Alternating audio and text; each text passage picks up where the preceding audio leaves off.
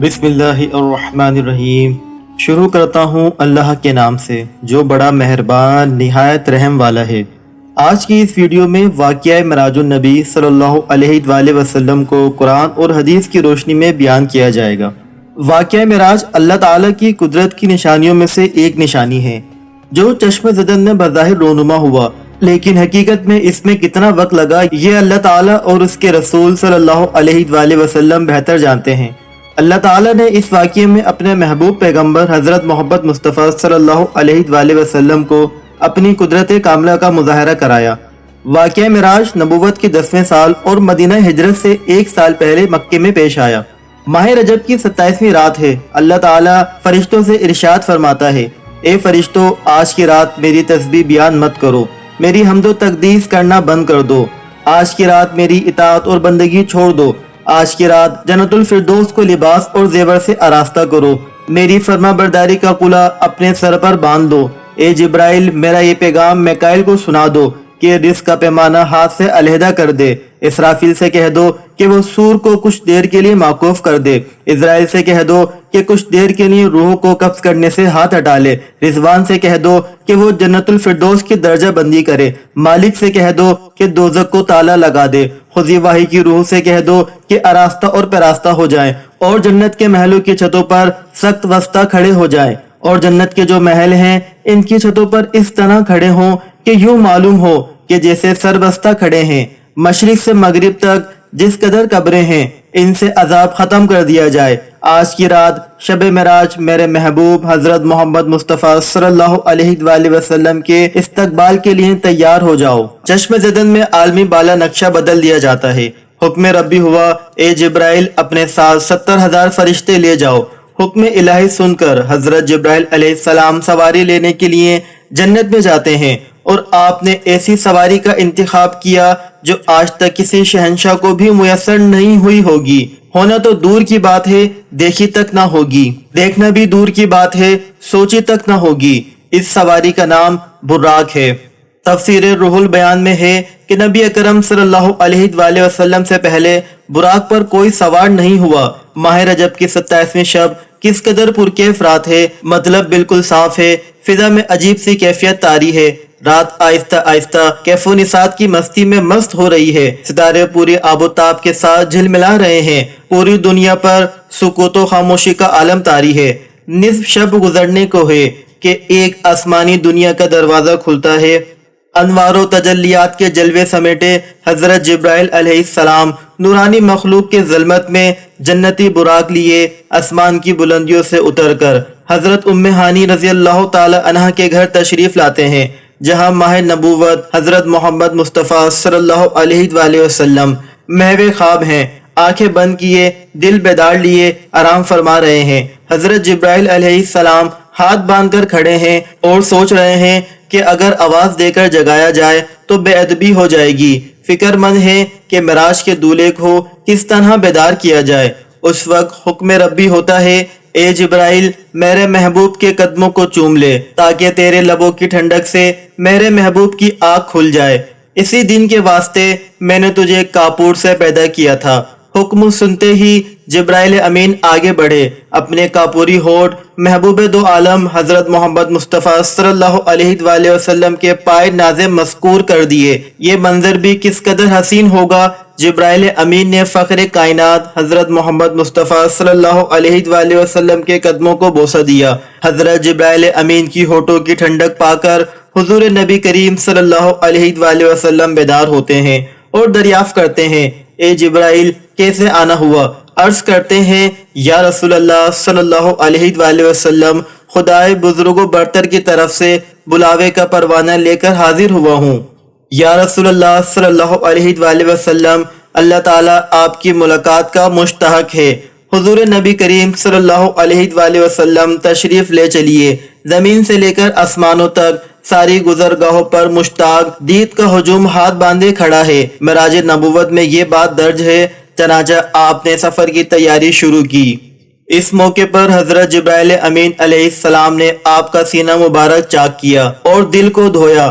حضور نبی کریم صلی اللہ علیہ وآلہ وسلم کا ارشاد گرامی ہے کہ میرے پاس ایک آنے والا آیا اور اس نے میرا سینہ چاک کیا۔ سینہ چاک کرنے کے بعد میرا دل نکالا، پھر میرے پاس سونے کا ایک تخت لایا گیا، ایمان و حکمت سے لبریز تھا۔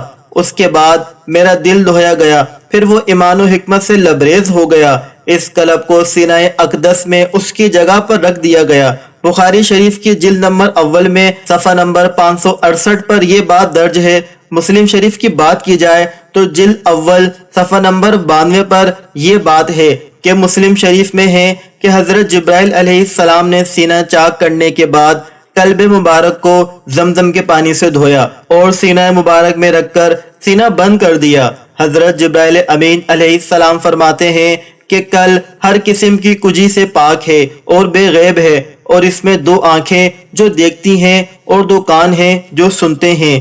یہ فتح الباری کی روایت ہے، جلد نمبر 13 اور صفحہ نمبر 610 پر سینہ اقدس سے شک کیے جانے میں کئی حکمتیں ہیں، جن میں ایک حکمت یہ ہے قلب اطہر میں ایسی قوت قدسیہ شامل ہو جائے جس سے آسمان پر تشریف لے جانے اور عالم سماوات کا مظاہرہ کرنے، بالخصوص دیدار الہی کرنے میں کوئی دقت اور دشواری نہ آئے۔ پھر آپ صلی اللہ علیہ وآلہ وسلم کے سر انور پر امامہ باندھا گیا۔ علامہ کاش رحمۃ اللہ علیہ فرماتے ہیں شب معراج حضرت محمد مصطفیٰ صلی اللہ علیہ وآلہ وسلم کو امامہ شریف پہنایا گیا۔ وہ امامہ مبارک حضرت آدم علیہ السلام کی پیدائش سے 7000 پہلے کا تیار کیا ہوا تھا۔ 40,000 مراکز کی تعظیم و تکریم کے لیے اس کے ارد گرد کھڑے تھے۔ حضرت جبرائیل علیہ السلام نے سرور کونین حضرت محمد مصطفیٰ صلی اللہ علیہ وآلہ وسلم کو نور کی ایک چادر پہنائی، زمود کی نالین مبارک پاؤں میں زیب تن فرمائی، یاقوت کا کمر باندھا۔ یہ بھی معراج نبوت صفحہ نمبر 601 پر یہ بات درج ہے کہ حضور کریم صلی اللہ علیہ وآلہ وسلم نے براق کا حلیہ بیان کرتے ہوئے ارشاد فرمایا، سینہ سرخ یاقوت کی مان چمک رہا تھا، اس کی پشت پر بجلی گھومتی تھی، ٹانگیں سرسبز زمرد دم مرجان، سر اور اس کی گردن یاقوت سے بنائی گئی تھی، بہشتی زین اس پر کسی ہوئی تھی جس کے ساتھ سرخ یاقوت کے زروقات اویزہ تھے۔ اس کی پیشانی پر لا الہ الا اللہ محمد الرسول اللہ لکھا ہوا تھا۔ چنانچہ چند لمحوں کے بعد وہ وقت بھی آ گیا جب سرور کائنات حضرت محمد مصطفیٰ صلی اللہ علیہ وآلہ وسلم براق پر تشریف فرما ہو گئے۔ حضرت جبرائیل علیہ السلام نے رکاب تھام لی، حضرت میکائیل علیہ السلام نے لگام پکڑی، حضرت اسرافیل علیہ السلام نے زین کو سنبھالا۔ حضرت امام قاسمی رحمۃ اللہ علیہ فرماتے ہیں کہ معراج کی رات 80,000 فرشتے حضور اکرم صلی اللہ علیہ وآلہ وسلم کے دائیں طرف اور 80,000 فرشتے بائیں طرف تھے۔ فضا فرشتوں کی درود و سلام کی صداؤں سے گونج اٹھی اور آقائے نامدار حضرت محمد مصطفیٰ صلی اللہ علیہ وآلہ وسلم درود و سلام کی گونج میں سفر معراج کا آغاز فرماتے ہیں۔ اس واقعے کو قرآن مجید میں اللہ تعالیٰ نے اس طرح بیان فرمایا ہے۔ ترجمہ: وہ ذات ہر نفس اور کمزوری سے پاک ہے جو رات کے تھوڑے ہی حصے میں اپنے محبوب اور مقرب بندے کو مسجد حرام سے مسجد اقصی تک لے گئی، جس کے گرد و نواح کو ہم نے بابرکت بنا دیا تاکہ ہم اس بندہ کامل کو اپنی نشانیاں دکھائیں۔ سورہ بنی اسرائیل کی آیات کا یہ ترجمہ بھی بیان کیا گیا ہے۔ آپ صلی اللہ علیہ وآلہ وسلم نہایت شان و شوکت سے ملائکہ کے جلوس میں مسجد حرام سے مسجد اقصی کی طرف روانہ ہوتے ہیں۔ یہ گھڑی کس قدر دل نواز تھی کہ جب مکان سلا مکان تک نور ہی نور پھیلا ہوا تھا، سواری بھی نور تو سوار بھی نور، براتی بھی نور تو دولہا بھی نور، میزبان بھی نور تو مہمان بھی نور۔ نوریوں کی یہ نوری برات فلکنوس پہاڑوں، بے آب و بے آرو ریگستانوں، گھنے جنگلوں، چٹیل میدانوں، سرسبز و شاداب وادیوں پر خطرے ویرانوں سے سفر کرتی ہوئی وادی وضع پر پہنچتی ہے، جہاں کھجور کے بے شمار درخت تھے۔ حضرت جبرائیل علیہ السلام عرض کرتے ہیں کہ حضور یہاں اتر کر 2 رکعت نفل ادا کیجئے، یہ آپ کی ہجرت گاہ مدینہ طیبہ ہے۔ نفل کی ادائیگی کے بعد پھر سفر شروع ہوتا ہے۔ راستے میں ایک سرخ ٹیلہ آتا ہے جہاں حضرت موسیٰ علیہ السلام کی قبر ہے۔ حضور اکرم صلی اللہ علیہ وآلہ وسلم اس موقع پر ارشاد فرماتے ہیں کہ معراج کی رات میں سرخ ٹیلے سے گزرا تو میں نے دیکھا کہ وہاں موسیٰ علیہ السلام کی قبر ہے اور وہ اپنے قبر میں کھڑے ہو کر نماز پڑھ رہے ہیں۔ پھر دیکھتے ہی دیکھتے بیت المقدس بھی آ گیا، جہاں قدوسیوں کا جامع وفید سلامیوں کے لیے موجود ہے۔ हुरू गुलमा खुश आमदीद कहने के लिए और तकरीबन 1,24,000 अम्बिया और मुरसलीन इस्तकबाल के लिए बेचैन और बेकरार खड़े थे। हुजूर नबी करीम सल्लल्लाहु अलैहि वसल्लम उस मुकाम पर तशरीफ फरमा हुए जिसे बाबा मोहम्मद सल्लल्लाहु अलैहि वसल्लम कहा जाता है। हजरत जिब्राइल अलैहिस्सलाम एक पत्थर के पास आए जो सगे मौजूद था। हजरत जिब्राइल अलैहिस्सलाम ने उस पत्थर पर अपनी उंगली मारकर उसमें सुराख कर दिया और बुराक को उसमें बांध दिया। ये तफसीर इब्ने कसीर की जिल्द नंबर 3 सफ़ा नंबर 7 पर दर्ज है। हजरत मोहम्मद मुस्तफ़ा सल्लल्लाहु अलैहि वसल्लम मस्जिद अक्सा में दाखिल होते हैं। तैने हरम से फलक तक नूर ही नूर छाया हुआ है। सितारे मान पड़ चुके हैं, कुछ सी सलामी दे रहे हैं। हजरत जिब्राइल अलैहिस्सलाम अजान दे रहे हैं। तमाम अंबिया और रसूल सफ ब सफ खड़े हो रहे हैं। जब सफ़े बन चुकी तो इमाम अंबिया फ़क्रे दो जहां हजरत मोहम्मद मुस्तफ़ा सल्लल्लाहु अलैहि वसल्लम इमामत फरमाने तशरीफ़ लाते हैं। तमाम अंबिया और रसूल इमाम अंबिया 2 रकात नमाज अदा करके अपनी न्याज बंदी का ऐलान करते हैं। मलाइका और अंबिया सब के सब सर तस्लीम खम किए हुए खड़े हैं। बैतुल मक़दस में आज तक ऐसा दिल नवाज मंजर और रूह परवस समान नहीं देखा। वहाँ से पारी की अजमत और रफत के परचम फिर बुलंद होने शुरू होते हैं। दुरूद सलाम से फिजा एक बार फिर गूंज उठती है। सरवर कौनैन हजरत मोहम्मद मुस्तफ़ा सल्लल्लाहु अलैहि वसल्लम नूरी मखलूक की ज़रूरत में आसमान की तरफ रवाना होते हैं और यहाँ से फिर वो वाक़या मिराज शुरू होता है। यहाँ से फिर वो मामला शुरू होता है।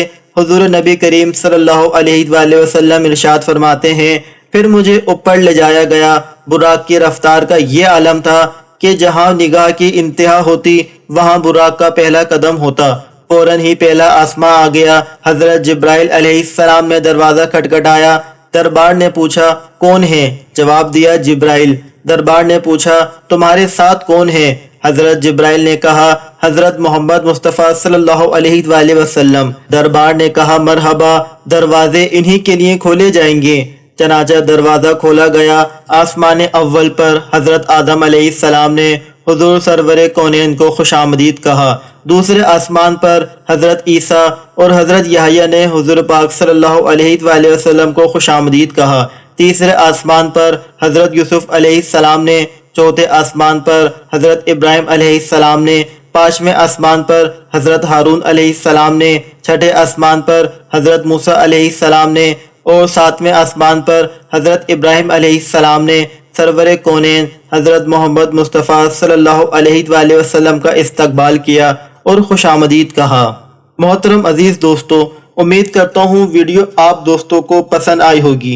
अगर आपको वीडियो पसंद आए तो उसे लाइक और शेयर ज़रूर कर दें और हमारे चैनल को सब्सक्राइब कर दें और बेल आइकन को ज़रूर प्रेस करें ताकि हर नई आने वाली वीडियो आपको सबसे पहले मिल सके।